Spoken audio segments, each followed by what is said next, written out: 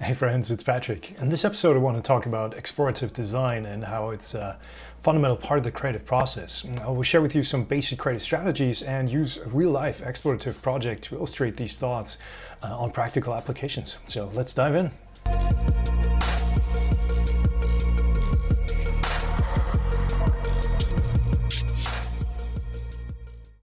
So before we jump into the practical examples, I just quickly want to focus on, what is explorative design, at least to me, and why should you use it?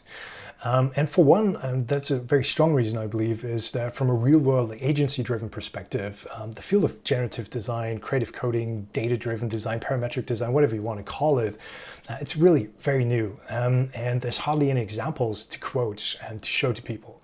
So on the one hand, that's a really, really great part of the whole thing, because it really means that we can do a lot of new things that haven't been done or seen before. But on the other side, it means that it's a really difficult environment to sell an idea or a solution to a client or recipient, because oftentimes they can't really imagine the outcome. They cannot imagine the possibilities. So this is where explorative design comes into the picture.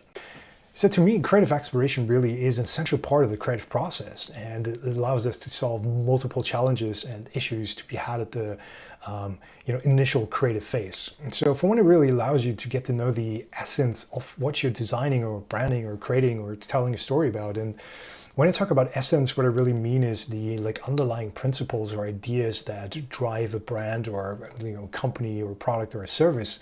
And these underlying principles are oftentimes quite interesting things to think about, because they usually generate some kind of data, and they can be made into something that can be transformed into some kind of tangible or visual output.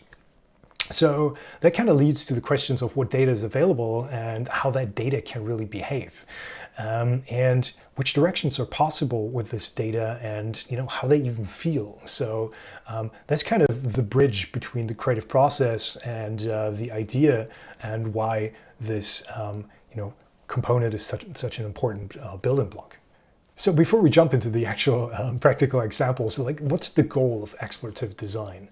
And for me, I strongly believe in that it is about finding hidden narratives in the design space. So that's a very condensed sentence. If we break it apart a little bit, with design space, I really mean the combination of all the variables of our project. And so basically the focus group, available data, available time in which we can build these things, the desired outcome. And the narratives are the very goal of what we're actually looking for. So I think it's the most important aspect of everything we do in design and communication design, generative design.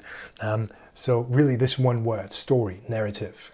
Because to me, without story, there's really no meaning. And without stories, a lot of the stuff we could do is just basically technology for technology's sake.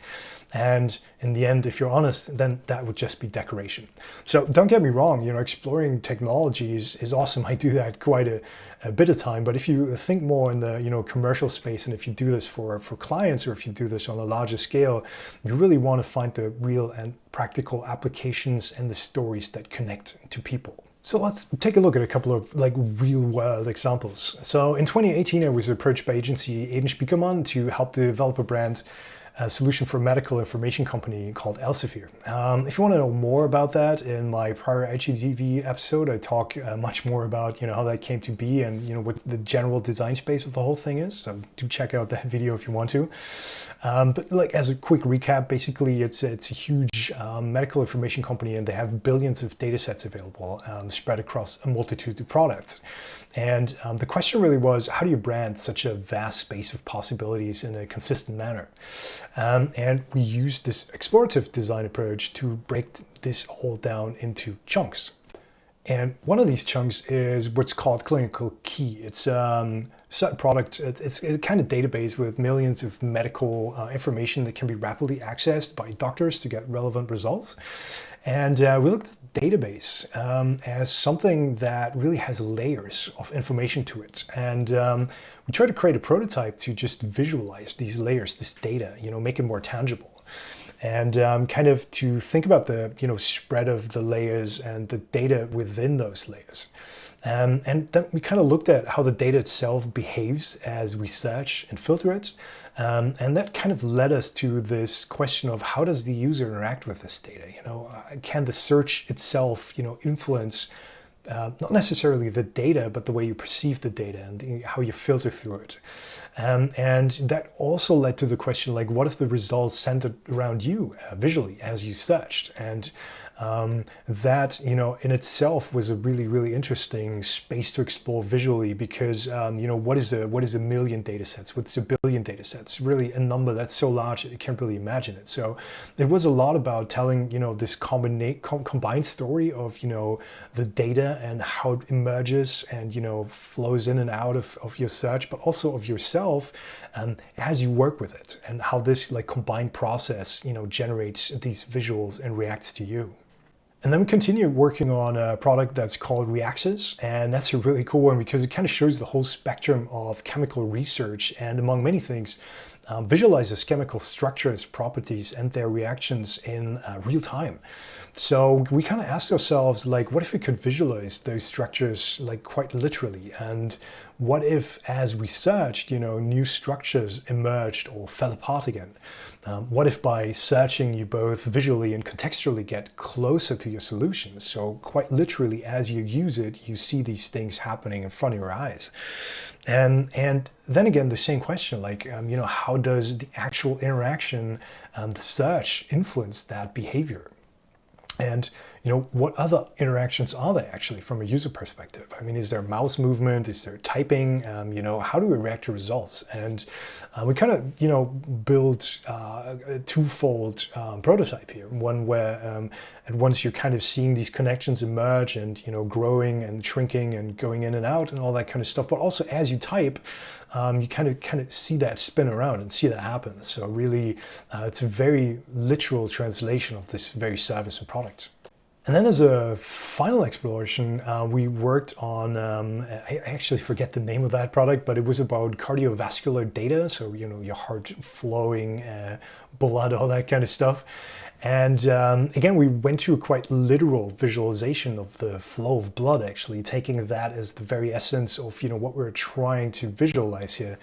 And we really experimented and researched and explored, this approach of chaotic systems emerging from simple rules. So particles are a wonderful example of, something that can have just, simple rules, go there unless something happens, then go there, or whatever, is the basic principle of driving it. But as you multiply that by 1,000, by 10,000, by 1,000,000, which using the actual right tools, using WebGL and web-based technologies is quite possible. Other structures emerge from these simple rules. And this is something that we were really interested in. How does a seeming chaos follow specific rules? What forms can that have? What patterns emerge from these things? And again, as you, progress through the database and through the searches and, interact with all of these things. So how does that actually look, and can that lead to new insights? So how did these things turn out? I mean, you saw some of these results as I was narrating it, and saw some of these things. So in the end result of this project, and it was an explorative project, multiple cool things happened. So at first we created an interactive generative brand system, which was something opening up new conversations about possibilities to be had with this kind of technology, and what can really be done if you think about data in this way. But also we created multiple graphical expression systems based around the content of each product, which I think is really interesting because we're trying to find a common design language while still staying true to the very contents and ideas and principles of each of these products. So that led to this kind of global but also extendable design language.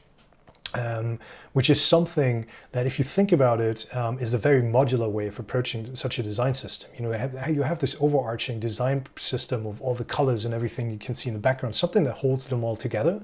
But as you dive into the multiple and different directions, you can still, tie it into whatever is happening and what actually is being visualized or portrayed. Going away from the random abstract graphics and leading to something that actually has meaning, that actually has story, and that actually centers around you. And while we were doing this, we were actually gathering a lot of insight into the products themselves, into the services, the data they generate, how users behave in that. So while we were like exploring this space, we learned so much about, what we're actually dealing with, kind of, finding ways of how that can even be expanded upon in the future. So that was probably a pretty long video. I got to put it together now, but I hope it gives you a bit of insight into how I approach this thing. So if we like rehearse it all once more, it's really about, explorative design is about getting to know whatever you're working with, finding a design space that you can be creative within, and then rapidly prototype different variations and options as you understand more of what you're working with. And all of these prototypes, all of these little ideas and snippets lead to more insight. They actually bring you closer to whatever you're actually branding. And in the process of that, it's a very open-minded field where as these things happen, you create more tangible results that the client or whoever you're working here, can actually follow that process and be more confident in what's going to happen. So I think that's a wonderful way of working, and while not true for every single project, because sometimes time is just really tight. It's something that I love to do whenever possible, especially in this field of generative design, data-driven design, where there's not that many results to actually quote and things that you can just say, we would do like this, but in blue with like something else, right? It's really, you got to find these answers. And for me, as a last word before I leave you alone here, that is the most fun and challenging, but also rewarding part of the whole thing. You can really find new stories, new expressions, new ways of looking at things. And that's why I think generative design in general is such a fascinating and powerful field. So thanks for listening to me talk here, and I hope you learned something. If you have any questions, or if you want to want me to go deeper into certain aspects, I very much invite you to give me feedback here, as I'm learning to talk to the camera and find out how this whole thing works. So I guess see you in the next episode. Bye.